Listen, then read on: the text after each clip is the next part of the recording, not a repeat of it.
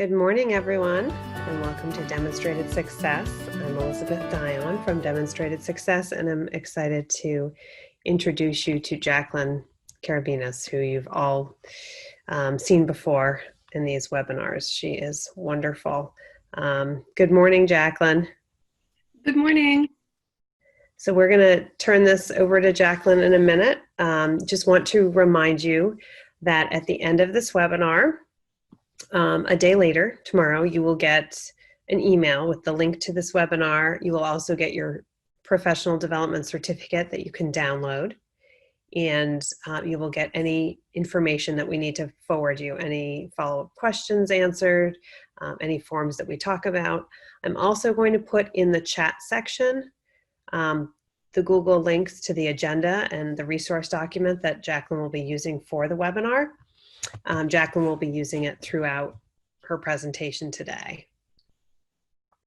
So if you have any questions, please put them in the Q&A section, and I will gently try and interrupt Jacqueline so that she gets to them. If we don't get to them all during the webinar, please hang on at the end and we can talk for a few minutes. Just want to say thank you again for taking time to learn all of this. You certainly have been working an unusual amount of hours in an unusual time in what is now an unusual job. So thank you, thank you. Oh, and Jacqueline, we already have a question. I teach high school in the fall. Now I'm teaching ES Spanish. How could this platform work well with young children? Okay, yeah, I'll answer questions throughout. Perfect. Yeah, you know what? Why don't we start? Can you allow me to start my video, and then I'll just get started from there? Yes. Can't you do that on your end? I've never. Oh no, because I'm not the host. You have to allow it. There we are. Yeah. Thank you. Sorry about that. Okay. Okay, there we are. Great. Thank you. Okay, hi everyone. Welcome. It's good to see you again, see you for the first time, if I'm just meeting you for the first time. My name is Jacqueline Carabinas, and I am going to take you through Google Forms today.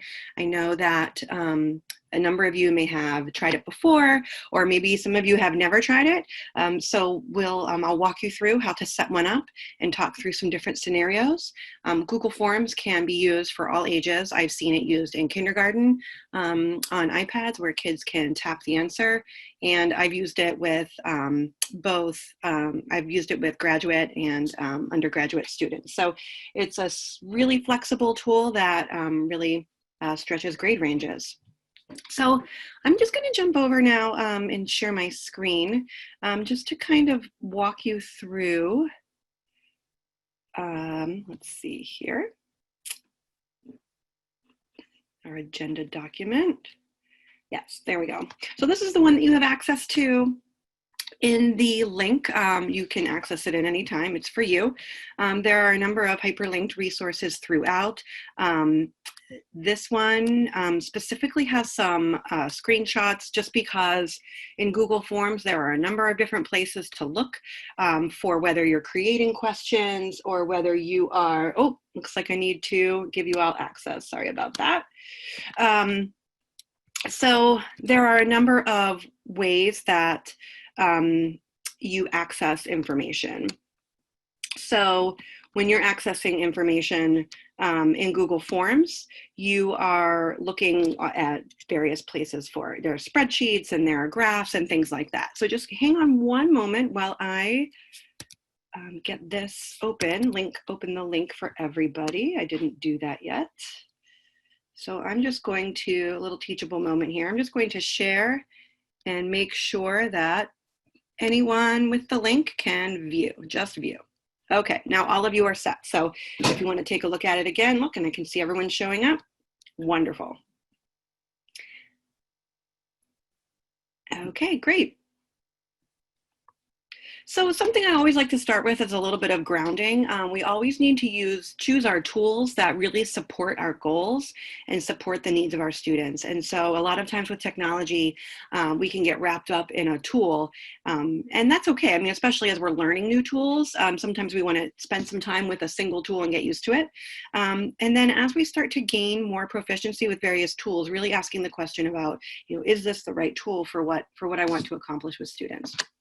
And so I'm always keeping in mind relationships and community first, and really keeping at the center the considerations for those I serve. So thinking in terms of what students need, what students might need as far as visuals, what they might need as far as, chunking assessments in, groups of 5 questions or things like that.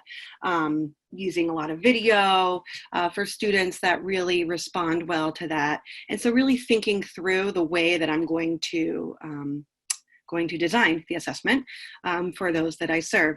And of course, with remote learning, we all learned that we really had to prioritize. We were in crisis mode last spring. This year will need to be different. And we'll really need to prioritize curriculum and prioritize what it is we are going to assess. Really choosing that moments that are most important to find what we need to know for students, to tailor our instruction for them, or find out a student's level of proficiency in a certain area.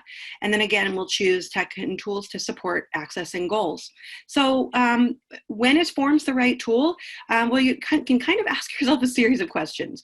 If you are looking to gather some information, you think about what information you're trying to gather, think about the depth of knowledge that is required to respond. If you haven't spent much time yet learning about Webb's theory of depth of knowledge, there's a link here that takes you through it.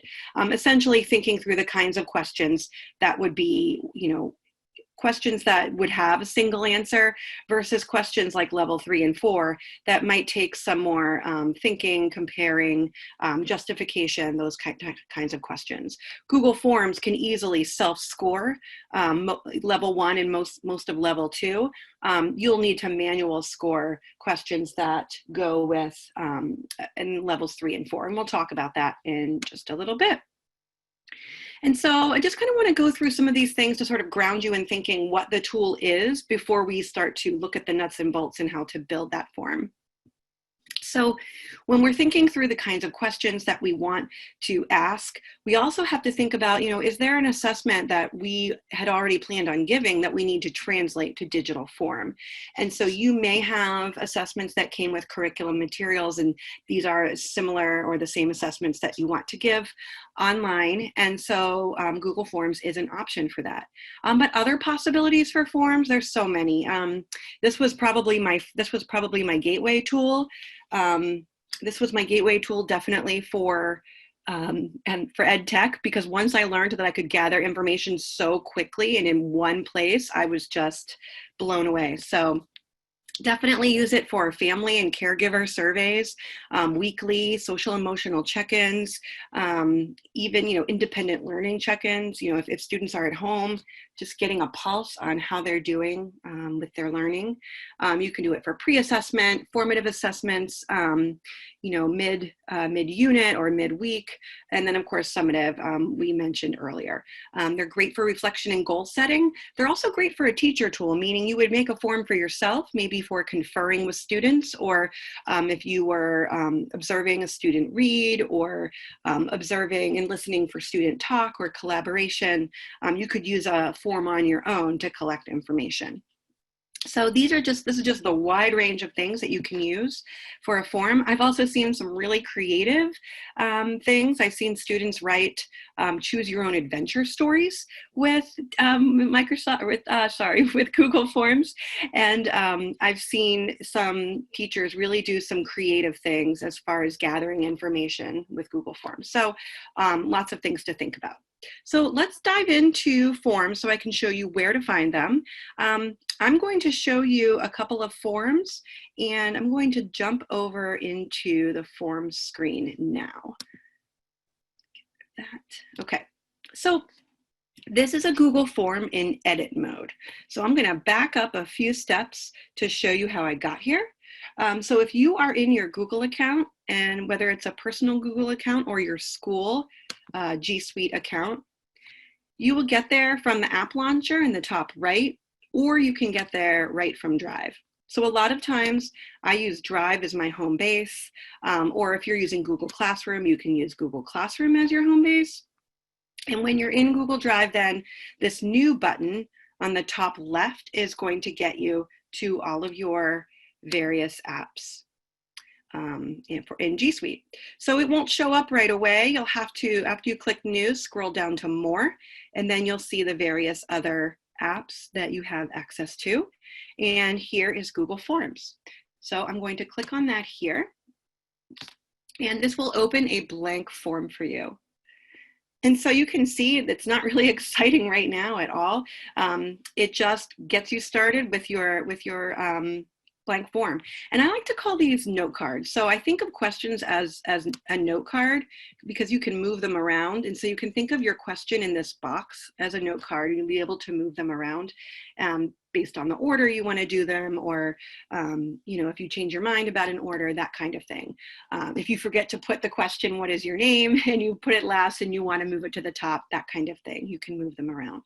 So here's what a blank form looks like. Let's just go through the anatomy of a form really quick, and then I'll show you what kinds of questions you can create with the various tools here.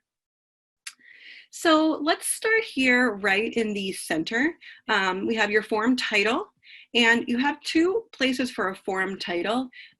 This is where you would type it. You could type it right in here. I'm just going to write test form right now. And if you wanted to do a form description, a lot of times this is where I'll put directions for students, or just cues, things to remember when they're working through this form. And so this up here in the top left is the file name. It will take the same name as the form. If for some reason you wanted it to be different, you could change it. I can't think of an instance where that would be helpful, but it might be confusing if you changed it, but just letting you know that those are the same. Right next to the title, test form, this will tell you where it is located. So this tells you where it's located in Drive. So right now it's just in my Drive. I created it. I didn't put it in a folder yet. I can add it to one of my folders. I can create a new folder right from here, and then I can decide where to organize it. If you are someone that gets frustrated in Google Drive that you can't find things when you create them, definitely doing that right from the beginning can be helpful. If it's a form that you're going to be revisiting frequently, maybe something you're using as a tool on your own, you could choose the star, and then in your Drive, it would show up here filtered on the left in the starred section. So anything that was starred as, you can think of it as important or frequently accessed. If you're using G Suite, this looks a little bit different on the left. You have priority. You have a couple of other options. And so I'm going to show you both because I don't know how many of you are using Google Forms via G Suite for education or just from your personal Google account. I'm assuming most of you are using it from G Suite, but I'm not sure if everyone is. So let's head back to our test form here. All right, continuing down the center here, our questions will go down the center. On the left, we have various tools. So plus, it's pretty intuitive. And if you forget what they do, you can just hover and it will tell you. So add a question. Import questions means importing from another form that you've already created. So if I click import questions, it's going to bring up any form that I've ever made. Let's say that there was a series of questions on a previous assessment that I wanted to use. You could choose that and select it, and it would pull up the questions on the left from that form. So you could just pull them right into this form. A little bit of a time saver if you're creating a lot of them. Add a title and description. I don't use this one very often. This might be for if you're doing a longer assessment, you could have different sections. That is right down here where it says add section. Adding a section essentially breaks up the form into chunks of questions. So you add different sections, and then you could name each of the sections with its own title. that way it's sort of clear to students as they're moving through maybe a longer assessment what that piece is. And then we have, of course, image and video that you can add in. So when you tap on add image or add video, you get the same options. You can either upload it right from your computer, take a picture right from where you're sitting, if you have the address of it, if it's stored in your photos, pulling it in from Google Drive or Google Image Search.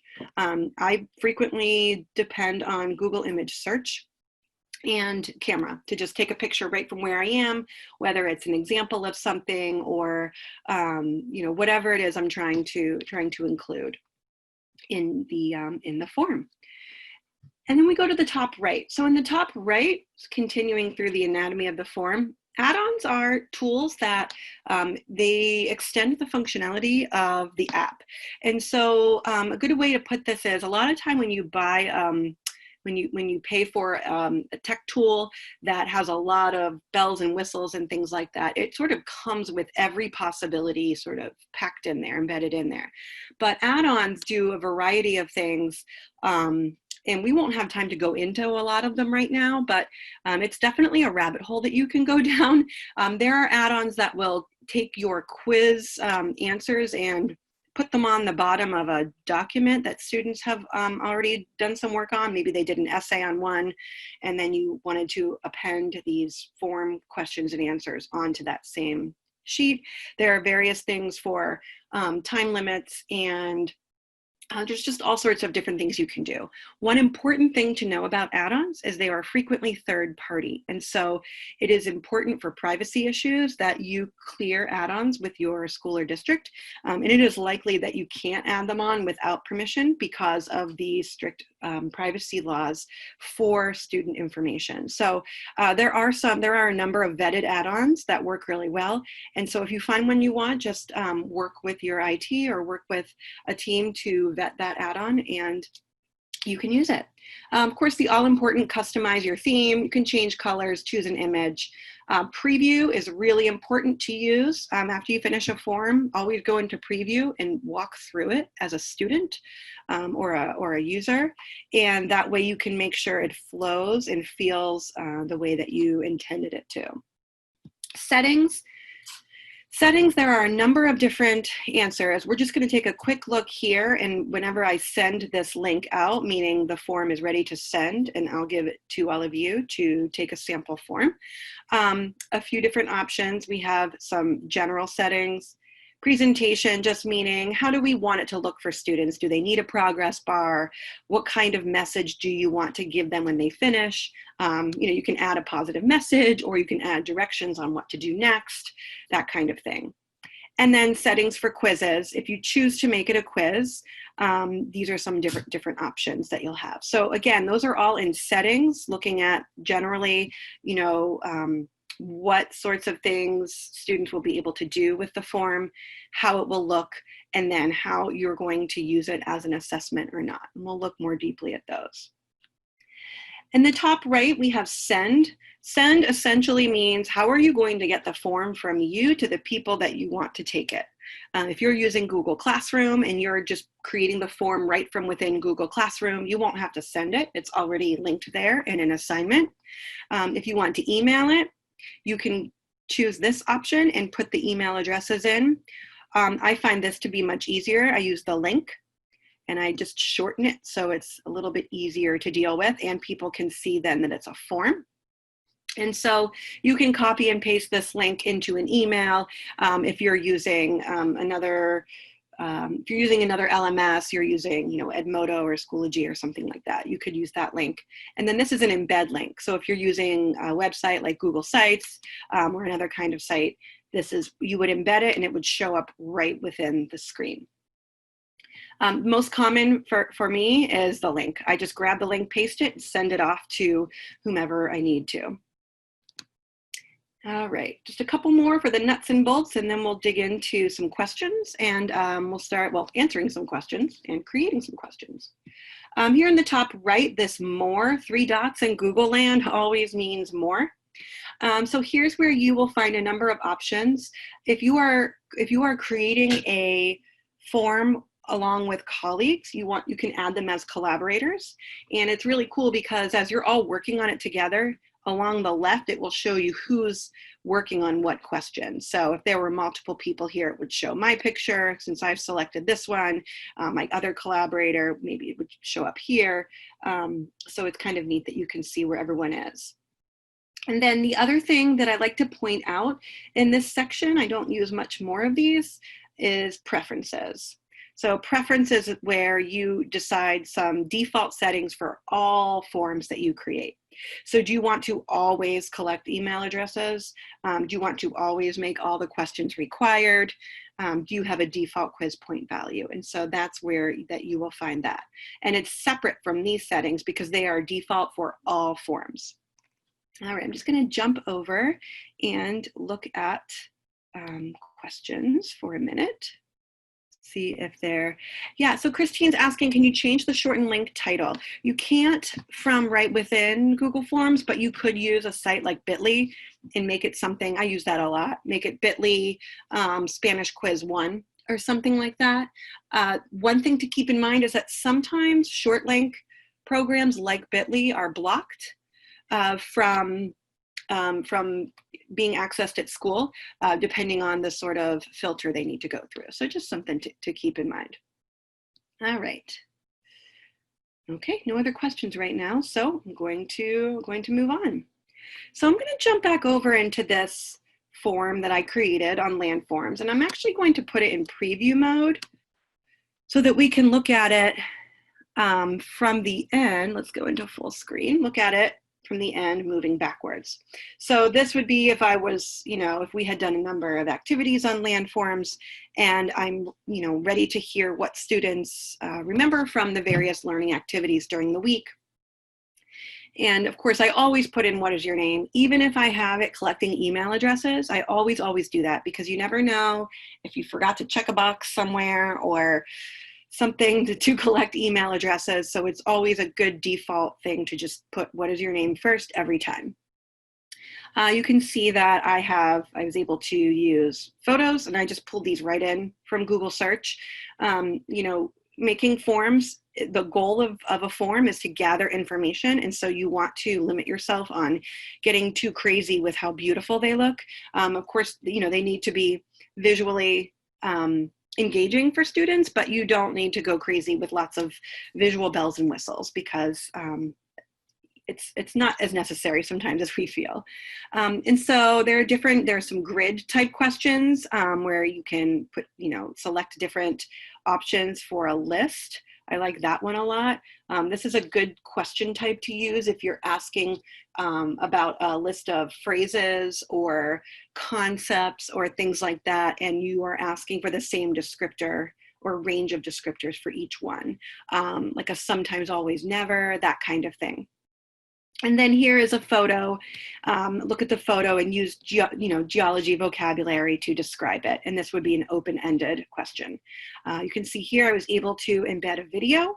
In Google Forms, the videos they play right within here if it's a YouTube link, but sometimes they're not very big. So I always like to make a safe YouTube link. Safe YouTube is just a free site. You paste a YouTube link in there and it makes a safe YouTube link that allows kids to watch a video but does not take them to YouTube. So I always like to do this just in case this isn't big enough for some students, and then they can just click on it and see it opens in its own window here, Safe YouTube, and you don't have to worry about them ending up in YouTube. So that's pretty helpful. Excuse me, Jacqueline? Yes. Sorry, when you're done with this part, can you go back and just show how you add the images again, please? Yes, I'm going to go back and show all of those, sure.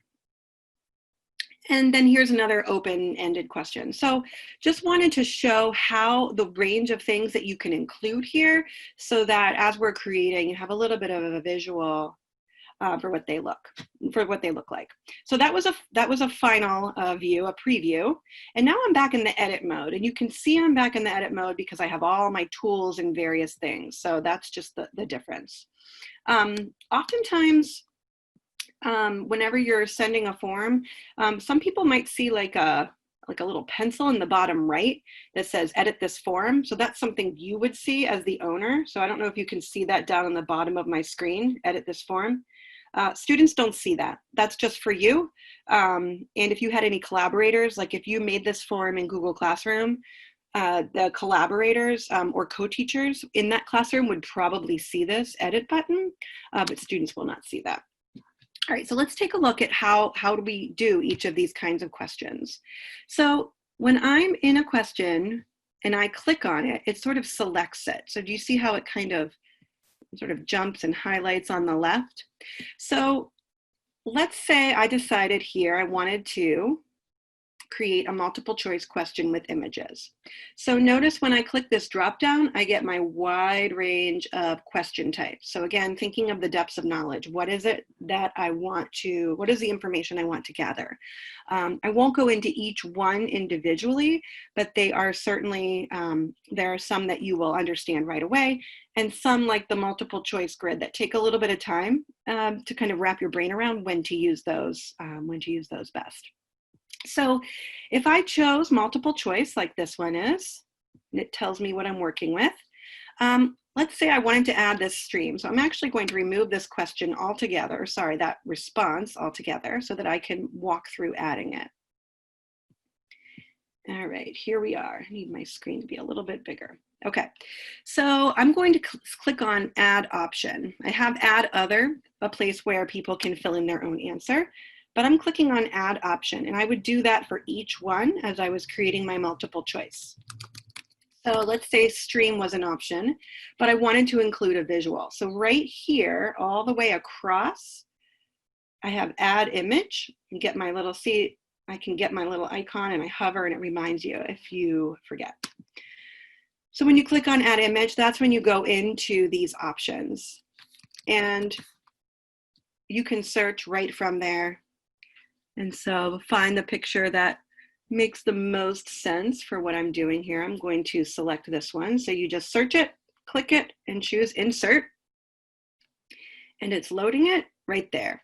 And so then whenever the student or whomever is taking the form will see they're taking it, they'll see the picture right with the word.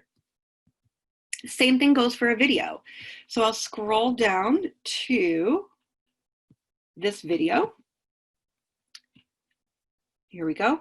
So when I created this question, I put the text right here in the box. I clicked Add Video right here. And if I already had the address for the video in another tab, maybe I could just paste it right in from here. Or if I know it was on YouTube and I'm just gonna say volcano erupting and I had seen it before, and I say, oh, yep, that was that one that I watched. You can search it right there. I mean, doing the video search from here really only works if you've already searched it elsewhere or you know the one that you're looking for, because of course you always want to preview the videos. And so again, I would select it, choose the button that said select, and it puts the video right here. And so then I can give it a title and I can put the question right underneath it. Say, watch the video above and then respond, whatever information I was trying to gather. And if you decide, I don't want that question anymore, this little trash can deletes it right away. If you decide that the way you formatted a question is exactly the way you want to format the next question, you can click this here. This is duplicate, and it just duplicates that question for you. I don't use this one very often unless I'm doing a kind of question style like this with a long list of phrases or words or concepts that people are, they're either reading or they are responding to, a range of things, a range of criteria, that kind of thing. So those take a while to create. So that's when I would use the duplicate. And then 3 dots at the top is always different. So always kind of check out to see what your options are. Here you could put a caption under the video. In this one, this is a different kind of question. We have 3 dots here. This one is showing a description. So that's like at the beginning when it was the form description where you kind of gave extra instructions. You have that option on each individual question too, to give a little extra space here. just put it in. So if you needed like extra instructions, like refer to the graph on page 33 in your science book or something to answer this question, that kind of thing. All right, I'm just going to jump over and see. Someone's asking if you can show how you add the video one more time. Sure. Yeah, I was just going to jump over for questions. Thanks, Elizabeth. Let's go back to the video. Here we go. All right. So let's create a brand new one, actually. I think that will be a better way to do it. Okay. So do you see on the right, I have my little plus. So I'm going to add a question. Okay. And you have to think about what you want to do first. You know, do you want to ask the question and put the video underneath, you know, watch the video below? Or do you want to say, watch this video and then have the question below that? And so I tend to do the video first, but again, it depends on what it is that you're trying to gather. So video is here on the right, little play button. So if I click on add video and I either searched it or I pasted the link in that I already had.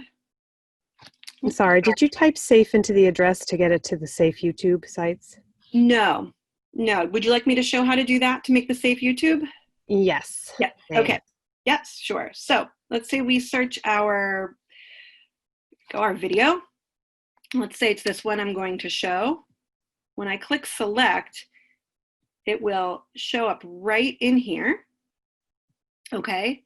I can resize it if I need to. Always like to make them a little bit bigger. This volcano for now. I can use these 3 little dots. Again, 3 little dots always means something different. It's kind of like a treasure chest. You never know what you're going to get. I can align it. Let's do the center for this one. Okay, so to get the safe YouTube link, you need the actual link. So let's see if we can go back to where we were. So we need to get the actual link from this. And so what I would probably do, let's see if it will let me copy that. Nope. You would probably just search that right from YouTube. So if you're in YouTube and we get that volcano video, now it won't let me open it. Let's try this one.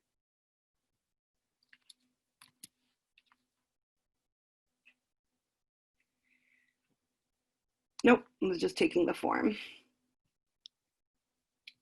So what you'll want to do is when you get those from YouTube, when you get those links that you're going to use, you'll go into a new tab and you just type in safeyoutube.net. It's a good one to bookmark. And right here, this is all you do. It says generate your safe YouTube link. You paste the link right in here. Once you paste the link in, you click generate link and it gives you a brand new link that has the safe YouTube at the beginning. Does that make sense? All right, and then again, for the safe YouTube link, what I would probably do for that is I would probably use the this little thing for the caption, and I might, for the caption for the video, you know, tell what the video is and then say use this link to view in a new tab, and then paste in the safe YouTube link. And that way students could watch it here, or they could click it and watch it larger in the safe YouTube link. All right, let's get back up here. And Elizabeth, I wanted to, before I jump into creating and sending a form and everyone's going to try one, do you see any more questions right now? Okay. Oh, it was all the same Video. safe YouTubes, and then you want to use images. Someone made a point. You want to use images that are free to use or share to honor copyright. That's true. And so the way that a lot of these are set up is that that's what it's pulling in and searching for you. So in G Suite, in Docs, and in Drawings, those are the images it is searching and pulling from. And then someone also mentioned, my teacher guide has assessment pages. Do I have to recreate them? Or can I scan them somehow and add fields for answers? I mean, you could. You could. I think that this is always a tricky one because, you know, in theory, if you're being, you know, if it's an assessment that you have to give and you have to give the whole thing, then, you know, then yes, you could do that. You could scan it and you could put the image of the questions in for each one. I almost feel like it would be faster to recreate it in forms.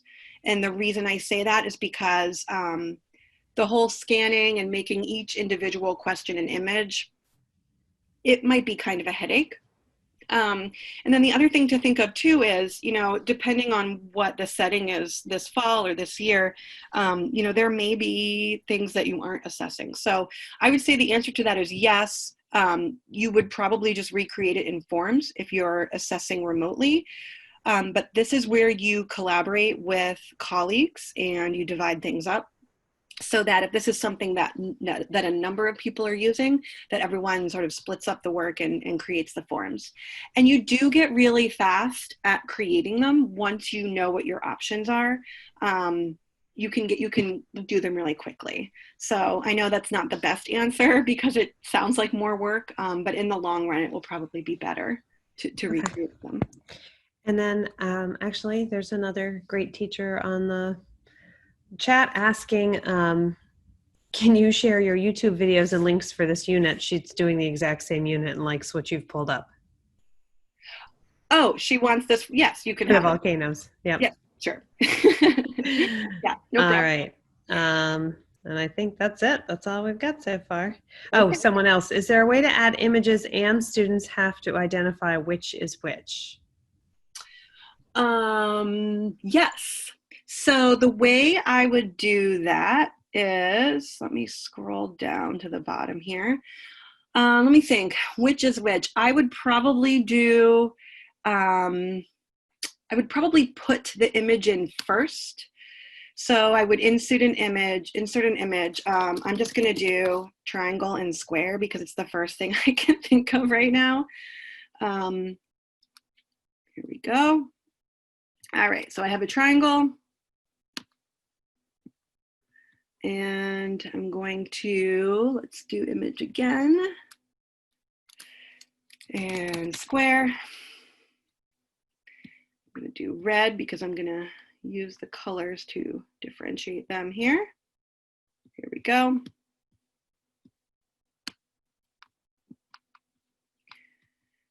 There we go, just resizing them. Okay, so I might say this is shape 1, shape 2, and then I would probably underneath add the question, which shape is the triangle? Red, green. That's probably the best way I would do it. The other way you could do it is you could put these shapes into like a Google drawing and create them into like one shape. So if you inserted these shapes in a Google drawing, then you could create just one image that you would pull from your drive when you insert the image, and they would be side by side. And then you would have them in one place. So that's one way to do that. And just to quickly show you there, Google Drawings, I'm back in my drive right now, is a hidden gem. It's over here, it's right there. And Google Drawings is, you can pretty much do anything that you want to on the page. Whereas in Google Docs, yeah, you can't really have control over where images are and things like that. You could paste or insert drawings into there and create your images that you pull into forms. So just a little quick detour there for Google Drawings. Okay, and we have another question. Mm-hmm. Forms have a way to insert mathematical equations and other questions from mathematics. Yes, the biggest question. The only tool that I know of so far that does that seamlessly is now a paid tool. Let me come out to another, let's see. Oh, here it is. So it's in the top right, this little icon. So this is a tool called Equate Io. It is an amazing tool. If you are teaching mathematics and this is a tool that you feel like you would need every day, and I'm going to say that if you are teaching remotely or hybrid, you need this tool, I would advocate for yourself or your colleagues for the school to purchase it for you. I don't work for them. I'm getting nothing from this. It's the easiest tool that I've found that seamlessly will allow you to add mathematical equations into everything, into forms, into slides, into docs. It's really the best tool out there that I have found. It's always disappointing when tools like this are paid, but email me if you want. I'm willing to help you make a case for why you absolutely need this tool if you're teaching remotely or in a hybrid setting, because it's a headache, I know, putting mathematical equations in forms. And another question, once you create a form, can students use Google Drawings to circle their answer? Ooh, that's a great question. I mean, you could. I don't know if that would be the best way. I'm going to assume this is about younger students, making their choices, or students that that would work best for. I feel like tapping, these radios would be simple, but I'm not sure. I think if they're circling it, the way for them to circle it and get it back to you and assess might be a little more complicated than it needs to be for little ones. To circle for the answer, I would choose multiple choice, I think. But if you have a specific idea in mind, will you email me after, and we can talk through that? I love to talk through those things and see if we can figure them out. And then we have, is there a way to get all the questions to be the same format instead of having to choose each time you start a new question? Yeah, so I'm actually going to jump over to a different form to answer that one. Okay. Yeah, and Meg's saying you might use the caption feature if you want to cite the source of an image. Absolutely. Okay, so one thing that is both kind of scary and convenient is that Google Forms is going to guess what kind of question you are forming as you type it. So let's say I clicked plus for a new question. Where did my new question go? Here we are. I clicked plus for a new question. It started by default at multiple choice. But if I start saying, in what way do animals, oh, now it's not doing it. Let's see if we can find, do you think, yeah, of course now it's not working. But usually when you start typing, it starts to guess what kind of question it is. And if it senses that it's an open-ended, it'll automatically switch to short answer or paragraph. If I do, what is your name? Yeah, so I typed what is your name and it automatically went to short answer. So it's sensing that. But if you want them to be all the same format, I would just hit duplicate each time. So if you know that they're all going to be multiple choice, do your first one multiple choice and then just hit duplicate so that it can be multiple choice every time. I'm going to delete this one. There we go. All right. So I actually I'm going to look at the ways to send a form now, so you all can take a form. This one is super short on purpose, just so I can model a few things. This one only asks, what is your name, what day is it, and describe what you see. And so what I'm going to show with this one is just ways that you can score it. So notice right now, it says that I have 13 responses. So that means I've used this form before.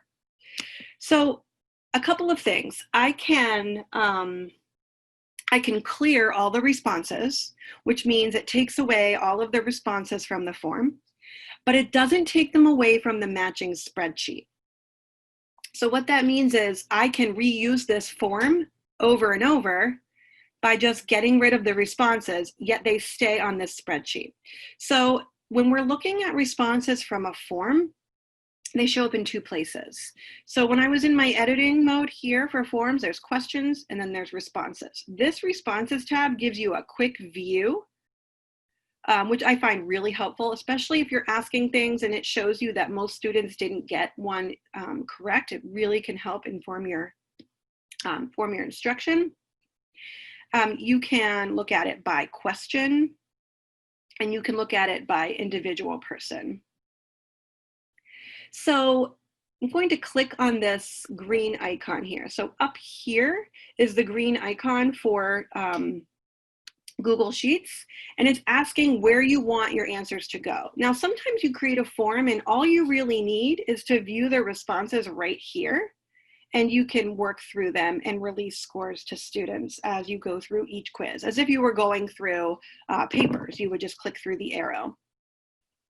But if you want to view them on a spreadsheet because you just need some of that information there, or you want to copy information from the spreadsheet into your grade book or export it into your, for your grade book, those kinds of things, it will always go into a spreadsheet.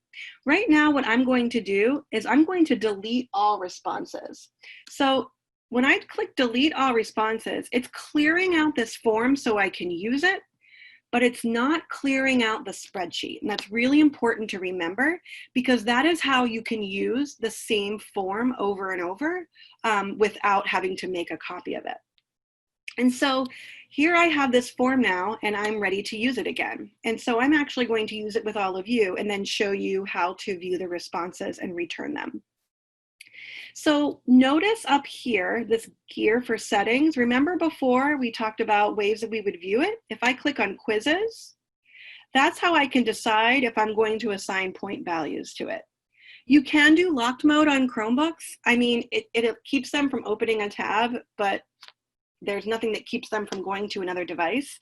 To look up answers, one thing I did see a question before the webinar, somebody submitted, how do you maintain academic integrity? And it's really hard in a remote setting. And I would say that the one way to do it is to make sure that you are asking questions that are more depth of knowledge 3 and 4, where students really have to create and design and generate their own thinking. That is the best way that I have found to do that. But I know that sometimes we do need to do multiple choice and things like that. So for quizzes, you can say, do you want to release it immediately after they submit it or later after manual review? I almost always do later after manual review. The only time I would ever do immediately is if I gave a form that only had one right answer. Because if you release it and there are open-ended questions that you need to individually assess, then students will see that it was marked wrong. An open-ended question will just automatically be marked wrong because the computer cannot assess like a depth of knowledge 3 or 4 level question. That's something that you need to assess. And so then you can decide too if you want them to see their missed questions, see correct answers and point values. So lots of different ways that you can use it as a teaching tool as well. So I'm going to do later after manual review and save.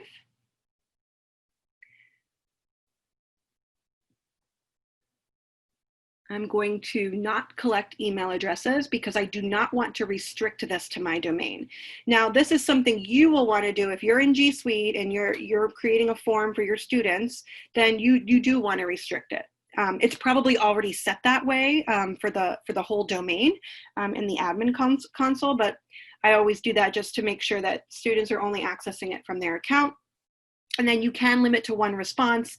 If you want them to be able to do a retake, you can uncheck this. Do you want them to edit after submit?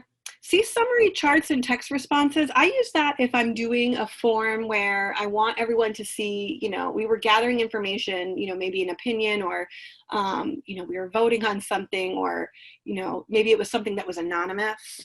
That way everyone can see the responses. That's kind of a nice use for that as well. So I don't want to restrict this right now because I want all of you to be able to take it. I'm just double checking everything. Just say thank you. Okay, so I'm going to click send and I'm going to get the link. I'm going to shorten it and I'm just going to pop it in the chat box or the Q&A box, I guess. Let's see here. Do I not have a chat box? Let's see.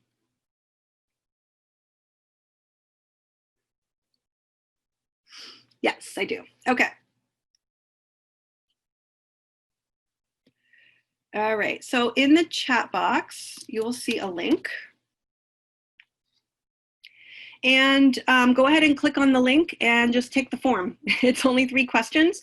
If some of you could get the "what day is it" question wrong, that would be helpful. So get that one wrong on purpose, just so we can see what that looks like. And if you click on the form and it says you're not able to take it, it's possible that in that browser, you are logged into your school account and it's not allowing you to access a form from a different domain. So you might need to paste it into an incognito window.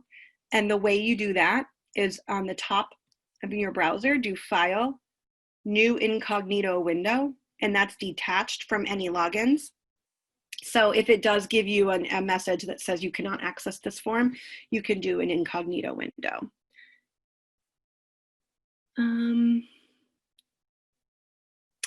Cindy's asking, for non-readers, is there an option for Google Forms to have students listen to questions? Sure. So there is an extension, a Chrome extension called Read Write for Chrome. I think it's another one of those things like Equate Io that if we're going to be teaching hybrid or remote, it is a tool that we absolutely need for students who have those needs or for younger students. Again, that one is one of those freemium, it's mostly paid, but that will read just about anything on the screen. There may be other tools, but that's the one that I know. Jason's saying, if you ask open-ended questions and try to grade some of them while others are still submitting the point values, it may be erased. Oh, I see what you're saying. It's always better to grade once the quiz period is closed. Yeah, you definitely want to do that. I'm not sure. I'm not sure what you're saying about things being erased. Maybe if you're changing point values, I'm not sure, but we'll take a look here. And then another question was, is there an easy way to make Google Forms on my personal Google Drive and upload to my school Google Classroom? Her school deletes all of her Google Classrooms at the end of the year. Well, so that you can save them from time to time, because even if the classroom is archived, because I imagine that's what they do, they archive all the classes, you still have access to the forms in your drive. So, I mean, you could, but I actually don't know if that would work using a personal one it depends on the settings of your school domain. But anything you create in Google Classroom, even if the classroom is archived, you'll still have access to those things in Drive. But if you're asking something different, email me and ask. You're saying nothing is archived. Interesting. Okay. All right, so let's take a look here at the responses. They're coming in. Boy, you guys are fast. Okay, so you can see here, I can see in real time the responses are coming in. All right, and remember, I can click on my responses tab and I can view them. Frequently missed questions, what an amazing tool. I mean, think about that. Like when you had that on paper before, you have to go through all of them and then sort through to figure that out. It's so fast. I love that it shows you quick. I mean, you can get quick formative information of how you need to design instruction. All right, describe what you see. Everyone's showing, what they see. And again, so describe what you see. That's something that I can't have the computer score. I don't want to. I want to hear what the students say. What day is it? That can be scored. All right, so that's the summary. I can go question by question, or I can go person by person. So person by person is what you want to do. When everyone's all done, you're going to go through person by person and look. And so if you have set the answer key by question, individual question, by clicking on that when you're creating the form, then that will self-score. So it already scored this for the person. It's not Wednesday, but that was just what I had for the correct answer. And notice it's not scoring what is your name, because we don't need that. So here I can say, oh, they got that wrong. And again, that's 0 out of 5. So if you want to give partial credit for something, you can use that on the right. Describe what you see. Okay, so this is an open-ended one. So now I'm going to look at their answer and they see snow. Okay, I'm going to give this person, I mean, again, this isn't based on any sort of rubric or science. I'm just doing it to show you. Here I'm saying, okay, 5 out of 10, great, snow. And I can enter feedback. So I'm going to show you how I did that again. So here is this person, so Beth, thanks Beth for being my guinea pig here. So Beth answered snow. Now when I do add individual feedback, this is feedback just for Beth. I can paste in a link of something or a video to review. I can say, yes, I see snow too. What else? I see mountains, or whatever it might be, save. So Beth will see that. I can also give, if it's a lengthier question, I can give, more information on why it was 5 out of 10 versus 10 out of 10, that kind of thing. So where is this information coming from? This feedback, no, sorry. That was whenever I created the form. You can add that by question. Again, only do it if you need to so that you don't end up taking all day to make one form. If I have a second, I'll backtrack and show you where that is. So I'm done assessing Beth's, and I'm ready to take a look at my responses, maybe in a spreadsheet. So I can click here and create spreadsheet. Now remember what I said before, all forms can link to a spreadsheet. But if every single time you make a form, it creates a new spreadsheet, you're gonna lose your mind and drive. So what you wanna do is create like a master spreadsheet called, science quizzes, Spanish quizzes period 1, something like that. And then you can send any form. You could send all of your form responses from the whole trimester to the same master spreadsheet by choosing select existing spreadsheet. And let's say this one is my master, spreadsheet for that class. And I click link. And here it is. So now here is where I can see all of the answers all at once. And this score column updates as I go through quiz by quiz or assessment by assessment over here in the responses tab. So just a quick toggle between to see the difference. This is the responses tab in forms, and this is the spreadsheet where all the responses land. And you see on the bottom, I have all these different sheets. That's because I have the different forms, different quizzes landing. When I do that select existing spreadsheet, it lands it in a new tab, but it just says form responses 3. So you want to rename that. You could say like science period 1. This would be, let's do rename this, science period 2. And so then that way it's showing you that those are coming from a form. You see the little form icon here. As you are working through these, anything you add individual feedback or you change the points, students will see that once you release them. And that will also update over here. Now I just have a couple of minutes left, but I do want to backtrack for just a moment into, let's save these. There we go. Into the quiz to show you how I did that answer key. So when you tap on each question, it says here, answer key in the bottom left. Well, right now, I don't want an answer key for this question. It's 0 points. It doesn't matter. We're not going to score that. When I select this one though, when I click on answer key, see how it opened this new spot here? I'm just going to click done so you can see that one more time. So I scroll down, it says answer key. It's opening the answer key specifically for this question. So you can put in blanket feedback for correct answers, blanket feedback for incorrect. Again, you can do it or not, depending on what it is. And here's where you also set the points. So you could decide, okay, you know what, maybe this only needs to be 1 point, that kind of thing. And click done, and then it holds on to that. That is blanket feedback for everybody. The individual feedback that you can add per student, which is really important for their growth, is what you would do as you're moving through individual by individual. And when you release their scores, there's 2 things that you can think of. One is that it releases to their email. And so if you're not using email, and hopefully you're using Google Classroom, it releases into Google Classroom, and you'll see some screenshots in the agenda doc that I gave you at the beginning that kind of show you where students will find it in Google Classroom. They can access that form and view their individual responses right from there. All right, I'll take some final questions here. And again, yeah, I just wanted to say too, Google Forms in an hour is a lot.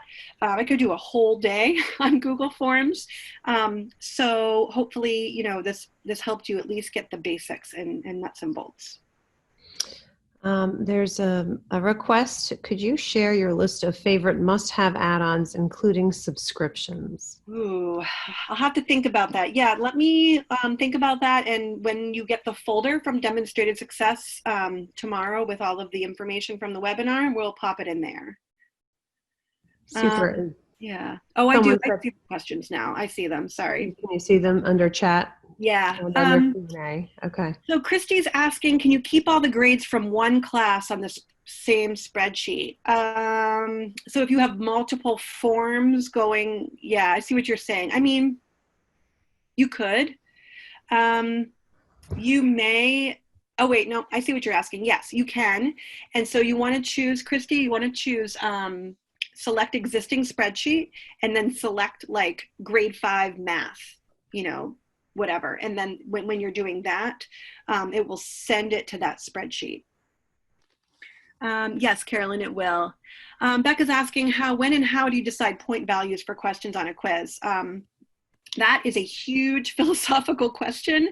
I would love to talk about that with you, Becca. I think it comes down to the practices in your school, and it comes down to what it is that you value for assessment and how you're going to assess students.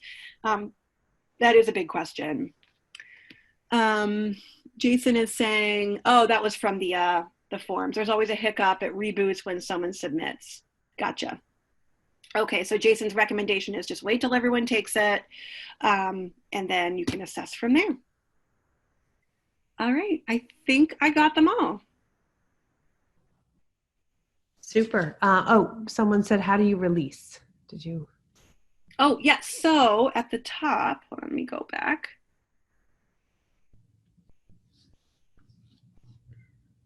Okay. All right. So when you're working through this, actually, where is my release button?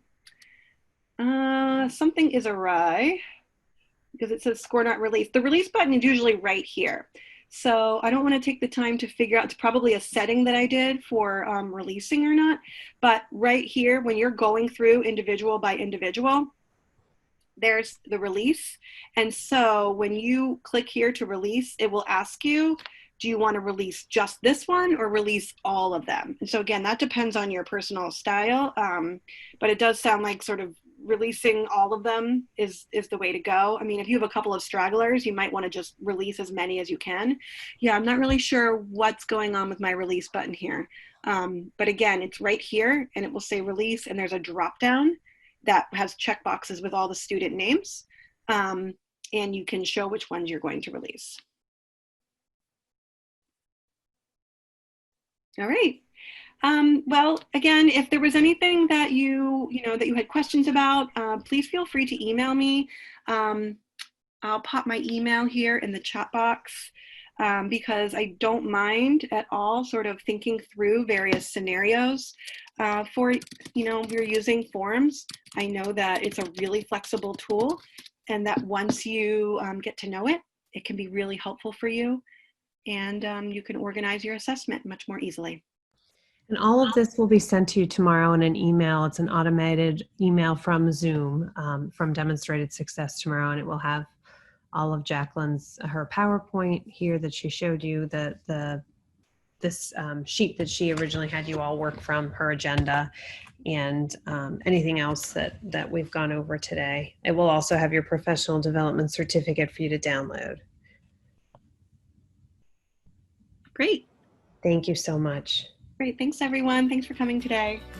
Thank you, Jacqueline. Everyone stay healthy. Hope to see you on another webinar soon. Don't forget to check back demonstratedsuccess.com under workshops and webinars. We post new ones almost weekly. Thank you.